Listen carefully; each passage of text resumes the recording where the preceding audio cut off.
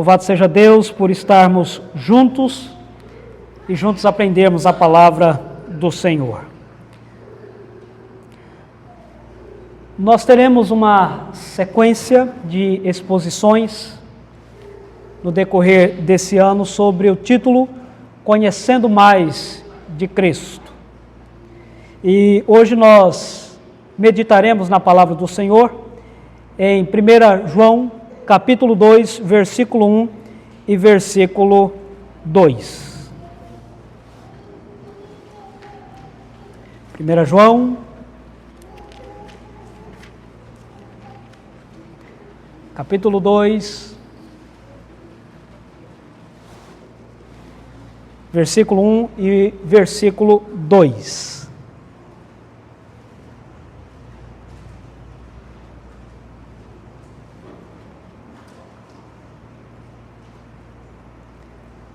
Assim nos diz a palavra do Senhor. Filhinhos meus, estas coisas vos escrevo para que não pequeis. Se todavia alguém pecar, temos advogado junto ao Pai, Jesus Cristo, o justo. E Ele é a propiciação pelos nossos pecados, e não somente pelos nossos próprios, mas ainda pelos do mundo inteiro. Mais uma vez que o nosso bom Deus, irmãos, nos abençoe nesse momento de meditação. Falar sobre advogado é falar sobre uma figura que, na visão de muitos, é uma figura bastante controversa. Porque nem sempre as pessoas têm uma boa visão do advogado. Algumas pessoas acreditam que os advogados são mestres do engano, são habilidosos em enganar as pessoas, em criar os métodos para que o engano aconteça. Isso na visão de algumas pessoas. Para outros, o advogado são pessoas que visam dinheiro, ganha demais, ganha muito. Outros veem os advogados como um grupo intelectual bastante cheio de conhecimento e, portanto, apto para ajudar algumas pessoas. Alguns até mesmo chegam a dizer que advocacia e cristianismo ou a fé cristã não caminham juntos. Não dá, alguns dizem, para ser cristão e ser advogado ao mesmo tempo. É fato, meus amados irmãos, que o pensamento sobre esse profissional ele é adverso, e isso muitas vezes tem a ver com algumas situações que envolvem a área da advocacia. E talvez, pensando no nosso contexto de hoje, chamar Jesus de advogado, dependendo do ambiente em que isso é dito, pode ser mal interpretado na perspectiva de alguns. É claro que quando falamos deste grupo, dentro dessa esfera terrena, nós podemos sim ter várias opiniões, vários posicionamentos diante de tudo aquilo ou de algumas coisas que nós sabemos e conhecemos. Mas quando falamos do Jesus, do Senhor Jesus, como advogado, a Bíblia vai nos trazer uma outra dimensão, um outro conceito que é importante para a nossa meditação nesta noite. Bom, o apóstolo João, que é o autor desta epístola, o mesmo que escreveu o Evangelho, o mesmo que escreveu o Apocalipse, ele, ao mandar esta carta para a igreja, ele manda porque ele quer preparar a igreja para lidar com algumas situações que estava fazendo parte daquela época. As situações eram sérias e ameaçavam a pessoa de Cristo, o ser de Cristo, a autoridade de Cristo. Não necessariamente dentro da igreja, mas esses pensamentos que eram oriundos da filosofia que é chamada de pré-gnosticismo, um ramo que depois vai se desenvolver a partir do segundo século. E para resumir aqui, o gnosticismo, ele focava muito na razão, muito na inteligência, muito focado nessa esfera além do ser humano e muito pouco nessa esfera material. Mas o que é que estava acontecendo aqui já nesse período? Um grupo chamado de pré-gnóstico estava dizendo o seguinte: nós não acreditamos que a matéria é boa, ela é má, ela é ruim, ela é trágica. Logo, não podemos acreditar que Jesus, sendo um espírito perfeito, evoluído, santo, como se diz, tem assumido essa forma corpórea. Na mente deles é o seguinte: se o corpo é ruim, é uma matéria e vai ser destruído, um ser perfeito não pode habitar nesse corpo. Logo, essa história de que Jesus se encarnou, ela é furada. Ela não existe. Nós não acreditamos nela. E como é que o apóstolo João responde então a esse grupo? Um grupo que é chamado, ou conhecido por alguns, segundo os historiadores, por docetistas. João vai responder. 1 João capítulo 4, versículo 2. Nisto conhecereis o Espírito de Deus. Todo espírito que confessa que Jesus Cristo veio em carne é de Deus. Então ele combate com a palavra, dizendo: essas pessoas que afirmam que Jesus não encarnou, elas não são de Deus. E para a gente saber quem é de Deus e quem não é, se confessa que Jesus veio em carne, que ele tomou essa forma corpórea, é de Deus. João está combatendo esse grupo. Mas existia um outro grupo que é classificado como secessionistas, que dizia o seguinte: Cristo, ele não era humano, ele era divino. Desculpa, Cristo não era divino, ele era humano, era o oposto. E era um grupo que não conseguia conceber essa ideia de Jesus ser classificado como poderoso, como se falava entre a comunidade cristã. Então eles diziam: ora, ele não passa de um profeta semelhante ao profeta João Batista, logo não podemos chamá-lo de Deus ou chamá-lo de divindade ou atribuir a ele poderes. João então vai responder esse grupo dizendo o seguinte: capítulo 2, versículo 22, da primeira epístola: quem é o mentiroso, senão aquele que nega que Jesus é o Cristo? Este é o anticristo, o que nega o Pai e o Filho. Então, observa que o apóstolo João está tendo a preocupação de combater esses grupos que estavam atacando, ora, a humanidade de Cristo, dizendo ele não era humano, e ora atacando a divindade de Cristo, dizendo não, ele não era divino. Qual o problema disso? O problema é, se Jesus não fosse humano, então toda essa história de sofrimento de Jesus, de que ele pagou os nossos pecados, de que a ira de Deus foi derramada sobre a vida dele, tudo isso é uma invenção. Jesus não sofreu. Se ele não foi humano, ele não sofreu. O outro grupo tem problema também. Ora, se Jesus é só humano, não é divino, então ele não tem poder algum. Então essa história de que ele venceu a morte, de que ele ressuscitou e de que ele vai nos levar para o céu, esquece isso, porque ele não tem poder nenhum. Ele foi simplesmente um profeta que trouxe bons ensinos. João diz: o que nós estamos escrevendo para vocês não é uma fábula, não é uma lenda. Nós queremos falar para vocês daquele que nós conhecemos. Ele é real, ele é verdadeiro, ele se encarnou, mas ele é Deus. Nós ouvimos dele, nós vimos ele, nós tocamos nele. Tudo isso está no capítulo 1, versículo 1. E depois o apóstolo João vai desenvolver ainda mais os assuntos na carta, dizendo quais as consequências de se acreditar ou de não enxergar Jesus devidamente. Isso levaria a igreja ao pecado. No entanto, além disso, está tendo um outro problema. Um outro problema é que um grupo dizia o seguinte: ora, nós não temos pecado. Uma vez que Deus enviou Jesus, e que em Jesus os nossos pecados foram perdoados, agora nós estamos livres do pecado. Não cometemos pecado algum, logo não há necessidade de termos uma vida correta. A ideia de alguns estudiosos é que esse grupo está pegando o argumento para viver uma vida devassa, uma vida de pecado, uma vida nos prazeres da própria vontade. Por quê? Uma vez que não existe mais pecado, a gente pode fazer o que quiser.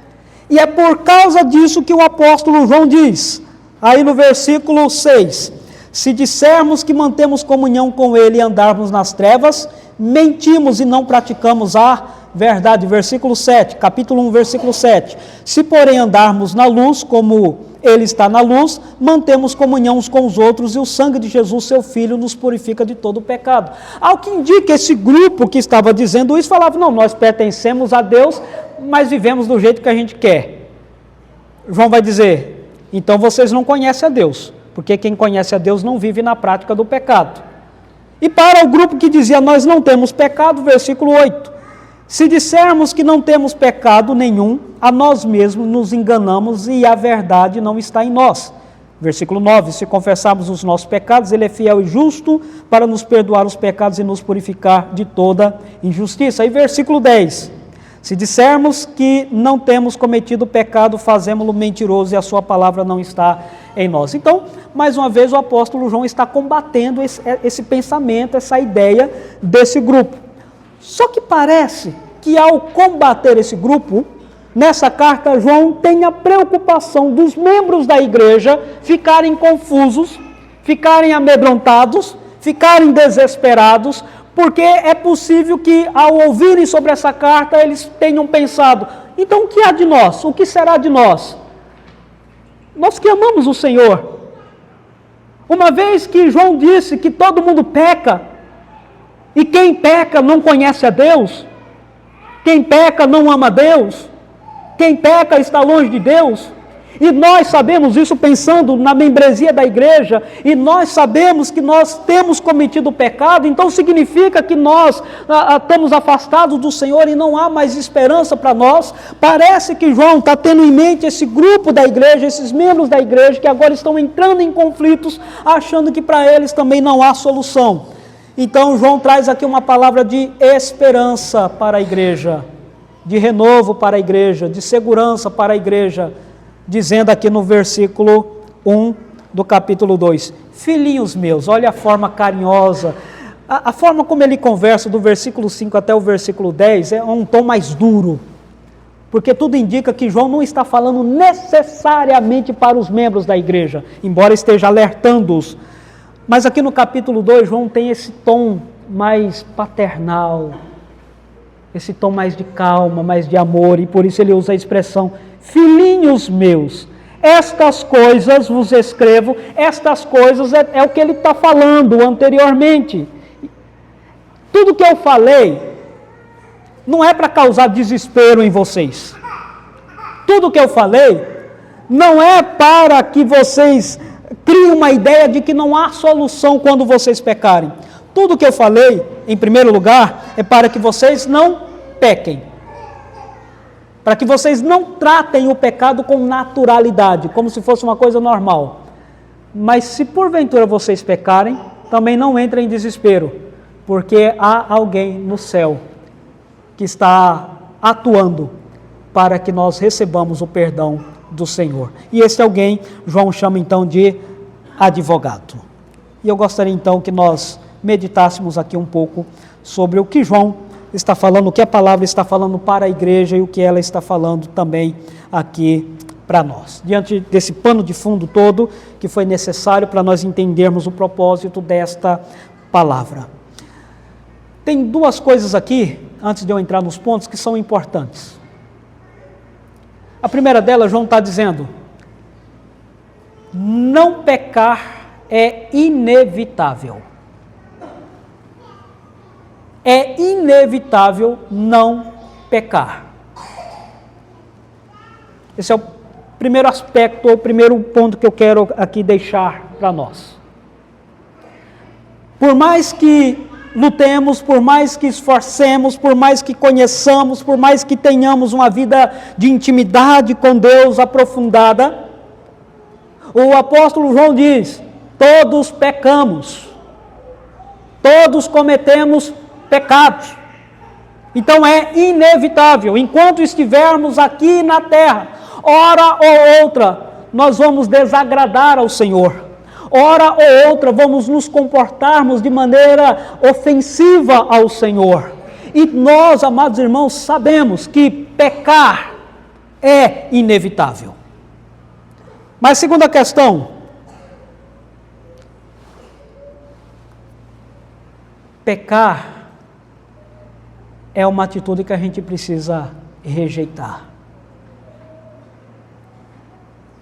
O fato de João dizer que todos pecamos não quer dizer que nós não devamos evitar o pecado. E por isso, pecar é evitável. A ideia aqui é de entendermos que nós, como filhos de Deus, como homens de Deus, mulheres de Deus, povo de Deus, não temos prazer no pecado. Nós fugimos do pecado. Nós lutamos contra o pecado, mesmo sabendo que hora ou outra nós vamos cair nessa tragédia. Mas ao mesmo tempo há em nós e deve haver em nós o desejo de não pecar. O que João está colocando aqui não é uma licença para pecar, mas é mostrando o que devemos fazer quando isso acontecer. E ele coloca aqui no versículo 9, nós devemos confessar. Então, trazendo aqui esse esclarecimento, aprendamos algumas lições aqui sobre Jesus como advogado. E a primeira coisa que nós aprendemos aqui, que João coloca sobre Jesus como advogado, é que Jesus está numa posição sublime. Ele vai falar sobre a posição deste advogado. E qual é a posição de Cristo? Aonde ele está? Ele não está em qualquer lugar. Ele não está em qualquer ambiente. João vai dizer que Cristo está junto ao Pai ou com o Pai, no lugar de honra, no lugar de glória, no lugar de destaque, no lugar santo, e por isso, no lugar onde ele está, ele tem todo o privilégio, toda a autoridade, toda a soberania para interceder a favor dos pecadores, aqueles que creem em Jesus como Senhor de suas vidas. Alguns vão usar aqui a expressão advogado. Acredito que essa expressão ela poderia ser melhor traduzida como ajudador. É uma palavra grega chamada parakletos, que tem a ver com ajudador, conselheiro, mas em alguns momentos tem esse teor mais judicial, advogado, aquele que advoga a nosso favor. É a mesma palavra que o apóstolo João vai usar no capítulo 14 do seu evangelho, versículo 16, quando Jesus diz o seguinte: eu estou voltando para o Pai, mas eu vou enviar outro parakletos, ou outro advogado, ou outro consolador, que nesse texto do Evangelho de João, a melhor tradução seria ajudador, aquele que vai caminhar conosco, aquele que vai estar ao nosso lado, até porque uma das funções do Espírito Santo é nos fazer lembrar da palavra de Deus, é abrir os nossos olhos para as verdades de Deus, ele é o nosso ajudador. Mas aqui na epístola a melhor tradução é exatamente o de advogado. Mas é importante, irmãos, que nesta posição que Jesus está como o nosso advogado, não podemos entender que João está dizendo que Jesus está ao lado de um pai carrancudo. Vou tentar explicar isso aqui. Se não tomarmos cuidado, corremos o risco de enxergar Deus como extremamente irado por causa dos nossos pecados. Deus está tão irado que ele está decididamente pronto para mandar um raio de lá sobre a nossa cabeça. E que então Jesus está lá acalmando o Pai. Calma, Pai, calma. Olha, tadinho deles, o senhor sabe, o pecado é inevitável, eles caíram mesmo. Se não tomarmos cuidado, corremos o risco de ter essa noção de que Jesus está tentando convencer o Pai de que ao invés de derramar a ira dele sobre a nossa vida, que ele derrama a graça sobre a nossa vida. Não é isso que está acontecendo. Jesus não está lá tentando convencer o Pai, abrandando o Pai, fazendo o Pai ficar mais manso. Até porque o próprio João vai dizer no capítulo 4, versículo 10, que foi o próprio Pai quem tomou a decisão de enviar Jesus para ser o nosso Salvador, nos purificar dos nossos pecados e nos colocar em comunhão com o Senhor. Então, ou seja, Deus tomou a decisão de não derramar ira, a sua santa e justa ira sobre a nossa vida. Ele tomou a decisão de enviar Jesus para ser o nosso mediador, que ele vai chamar aqui no versículo 2 de a propiciação. Eu não vou entrar nesse assunto aqui, porque na mensagem seguinte, o pastor Diego, que vai falar sobre o Cordeiro de Deus, possivelmente ele vai entrar um pouco nessa expressão, sobre a expiação de Cristo, Cristo como o Cordeiro expiatório dos nossos pecados. Mas a ideia aqui da expiação, no versículo 2, que é a propiciação, é exatamente de Jesus derramando o seu sangue para que os nossos pecados sejam cobertos e agora Deus nos receba diante da sua presença. Então, na verdade, o que está acontecendo nessa posição de Jesus como advogado perto do Pai, é que quando o Pai olha para nós, Ele olha também para o seu Filho e vê a obra do Filho. Por que o Pai nos perdoa? Porque do lado dele está aquele que nos salvou, que pagou o preço, que recebeu a justiça de Deus, que recebeu a ira de Deus, e agora o Pai, ao olhar para o Filho, sabendo de tudo que o Filho fez, por amor a nós, esse Pai toma a decisão então de nos perdoar.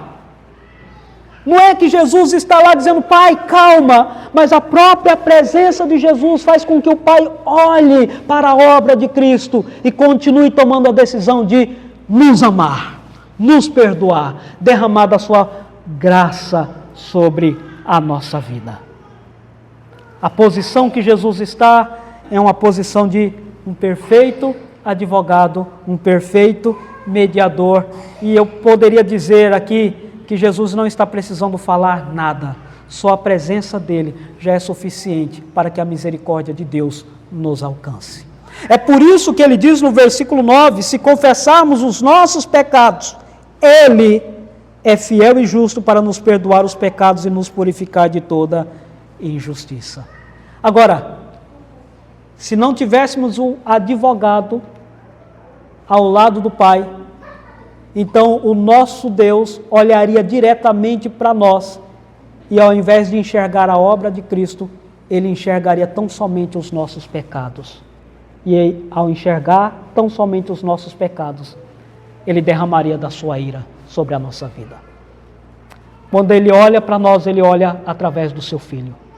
E quando ele olha através do Filho, ele olha para nós com misericórdia e graça. E por isso nós somos perdoados. Segunda coisa que nós observamos aqui na fala de João, além da posição do advogado, que está ao lado do Pai, João também fala do estado do advogado. O que é isso, pastor? Vou explicar. João diz aí, no versículo 1, se todavia alguém pecar, temos advogado junto ao Pai, Jesus Cristo. Alguns acreditam que o nome de Jesus Cristo aqui está aleatório. Ele foi colocado meio que sem sentido.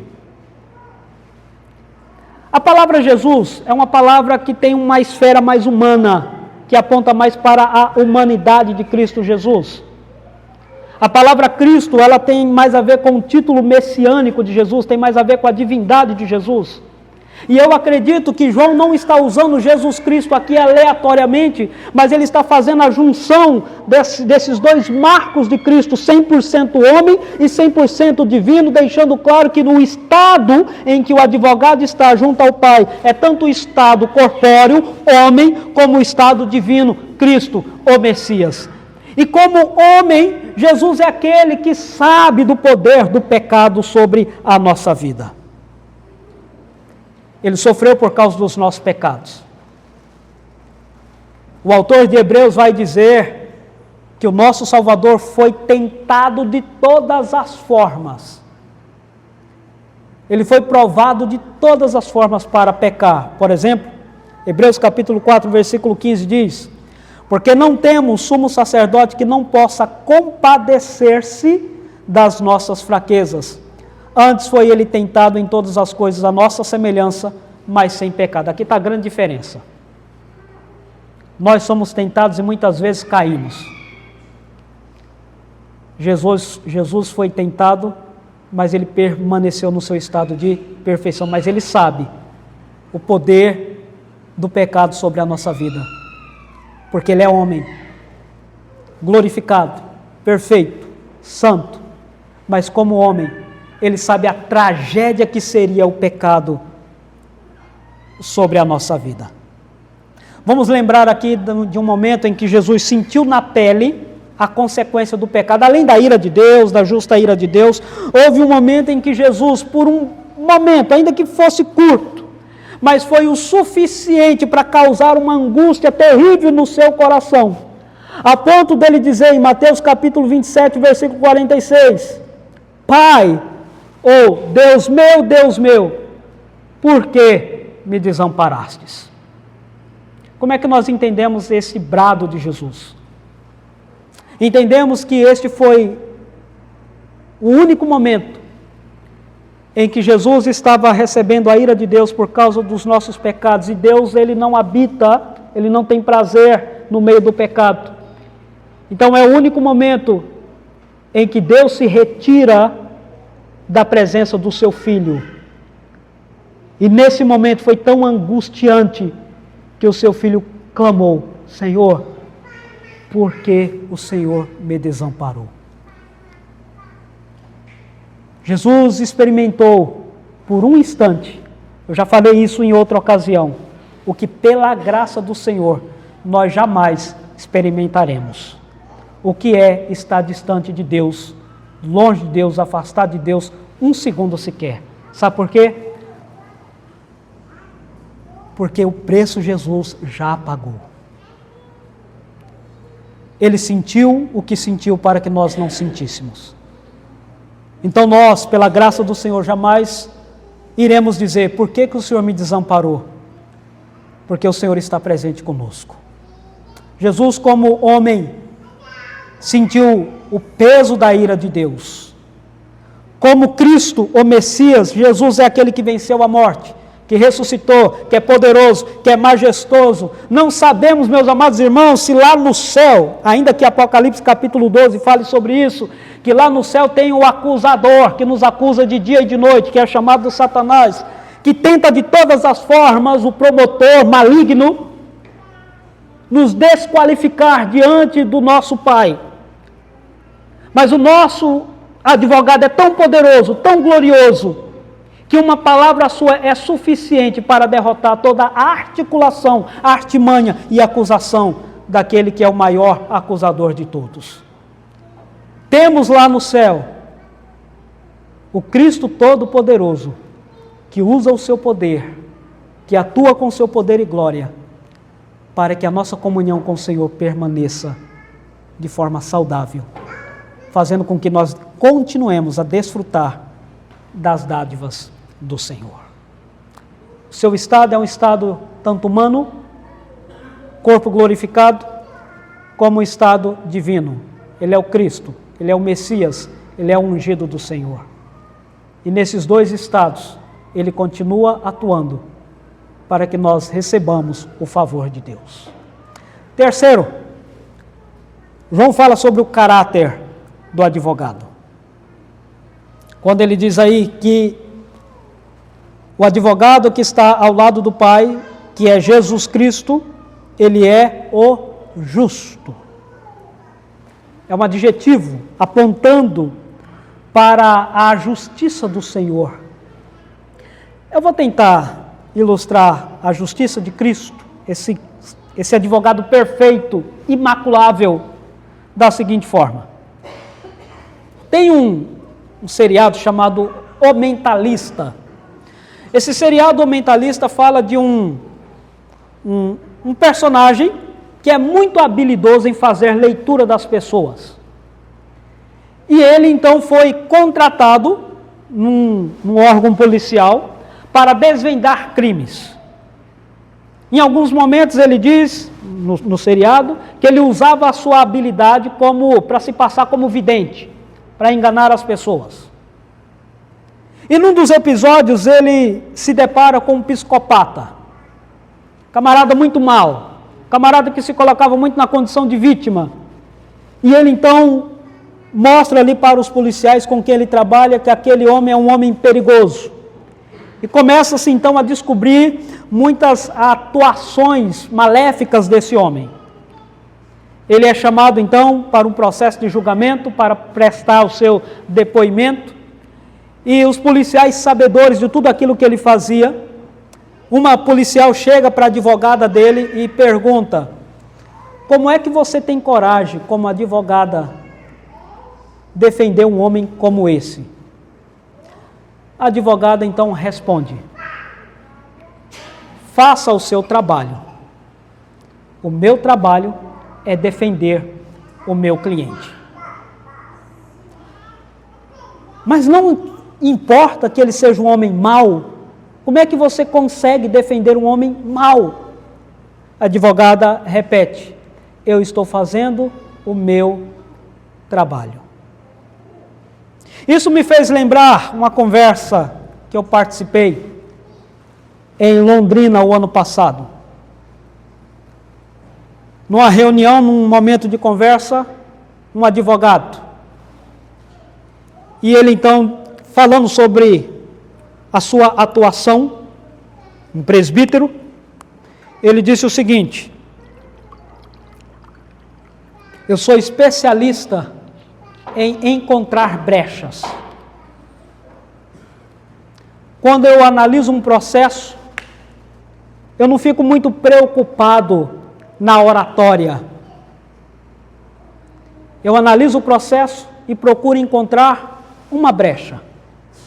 E em cima dessa brecha, eu monto o processo e procuro ganhar a causa. Aí ele disse: um amigo meu me passou um processo, e nesse processo ele ia ter que pagar para a União, ou para uma empresa, melhor, 3 milhões. Ele resolveu analisar todo o processo desse amigo, e ele encontrou então uma brecha. Para ele não importava se o amigo era culpado ou não, se havia sonegado ou não, se havia defraudado ou não. A única coisa que importava para ele era encontrar uma brecha. E ele diz então que, ao analisar os documentos, ele percebeu que o escrivão esqueceu de colocar a decisão do juiz tantos mil diariamente. Ele esqueceu a palavra, o escrivão esqueceu a palavra diariamente. Ele pegou então esse processo e diz: você não vai pagar 3 milhões, você vai pagar só 3 mil. Porque dentro do processo a escrivã esqueceu de colocar diário. E passado aí uns longos anos, como só tem 3 mil no documento, é esse valor que você vai pagar. Para mim você vai pagar 100 mil. Mas para a empresa, para quem está te processando, este valor. Isso me fez entender, tudo bem, é o trabalho. Mas isso me fez entender o quanto que existem alguns profissionais que não estão compromissados com a justiça, que são capacitados, treinados para encontrar uma falha. E encontrando uma falha, independente se a pessoa é boa ou não, se está certa ou errada, mas encontrando uma falha, já é suficiente para denegrir totalmente a imagem da pessoa, ou da empresa, ou seja lá o que for.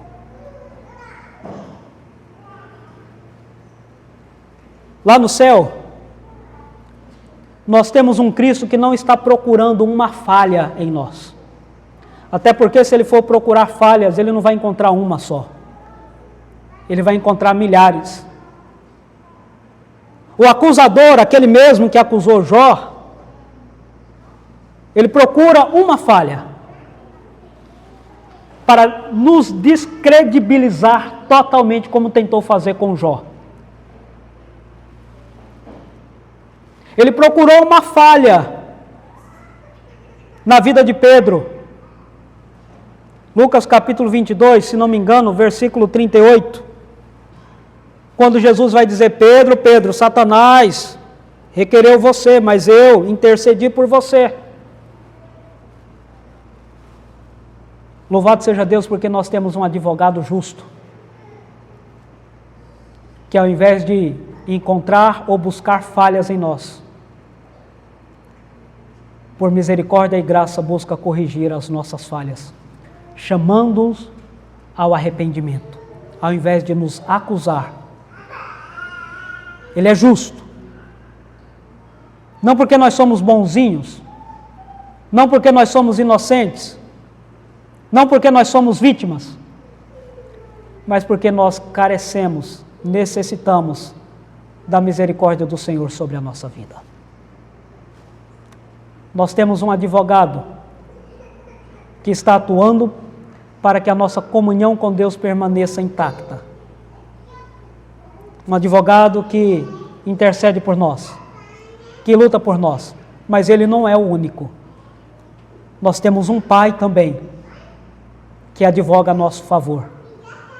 Nós temos também o Espírito Santo, que advoga a nosso favor. Nós temos o Trino Deus, que trabalha junto, para que a nossa vida permaneça na presença do Senhor.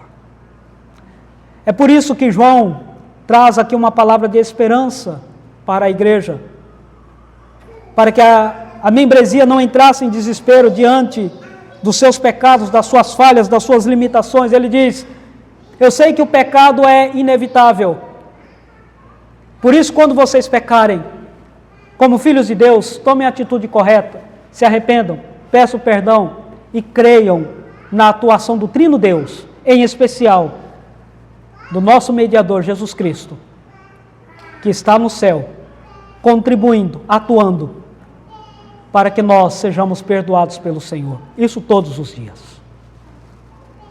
Que está combatendo o acusador, que também nos acusa de dia e de noite,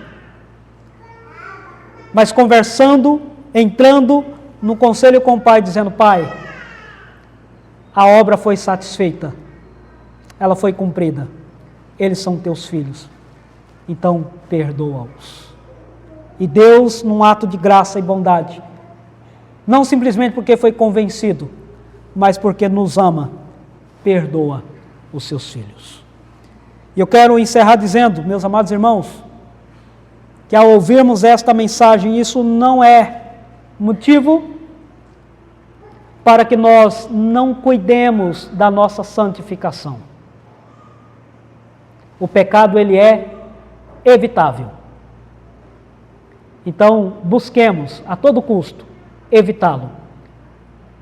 Mas se porventura pecarmos e vamos pecar, confiemos no nosso Supremo Advogado, que através dele, através do amor do Pai e da bondade do Espírito Santo, nós somos confortados com a garantia de que seremos purificados de todo o pecado e de toda a injustiça. Louvado seja Deus, porque todos nós temos um advogado lá no céu. É o meu advogado, é o seu advogado. Então glorifiquemos a Deus por isso, em nome de Jesus. Amém.